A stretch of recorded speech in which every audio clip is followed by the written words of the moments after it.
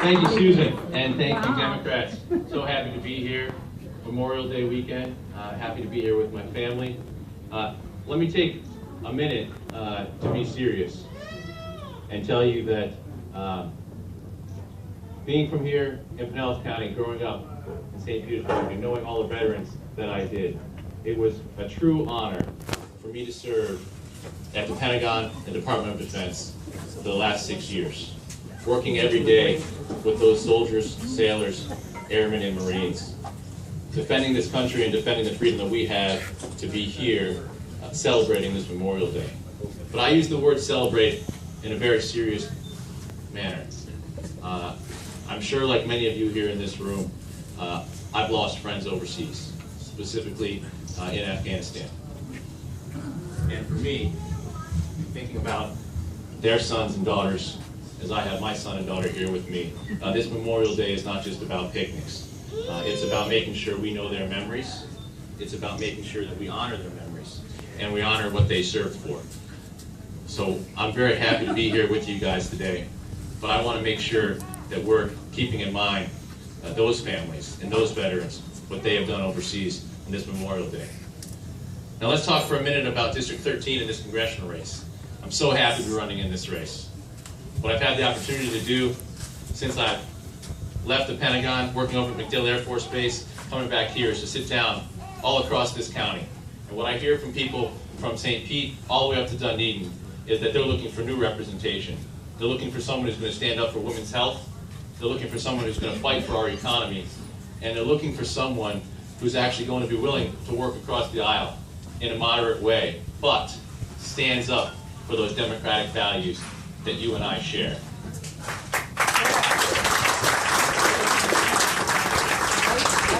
I want to make one final point. And I like my friend Steve a lot. I was really hoping that he was going to serve in Tallahassee last year. But David Jolly hasn't championed anything for a worker in this county or this state or this country in his entire life. Okay? I worked with David Jolly when I was in Washington. David Jolly did everything to help everybody but the worker. He lobbied against the worker, he lobbied for the owners, and he is certainly not doing things to help anyone make sure that we protect our workers with this trade pact. Now let's talk for a minute, I don't want to take too long, about what fast track is. 1 second, please. They can't break it. Go ahead, let them out. Let's talk for a minute about fast track. Fast track was attempting to give the president an opportunity to work on a trade deal without having to bring it through Congress. And so David Jolly wants to vote against it because he doesn't want to give the president the right to talk more about it, and he wants to have a say. That's fine. Here's the important vote, and I want every single person in this room to make sure they're watching it. The actual trade bill that's going to be coming up in a couple months. And as far as I know from right now, it does not have protections for our workers. So David Jolly can say whatever he wants about fast track. When that trade bill comes up, if he wants to vote against it, then that's great. He'll be with the Democrats, but he won't be protecting Pinellas families, as my friend Susan said earlier. So here's what I want to ask for each one of you. This race is a winnable race. President Obama, who I'm proud to have worked for 8 years, won this district in 2008 and in 2012. We had an opportunity to win this race before, and we missed it by a very little margin.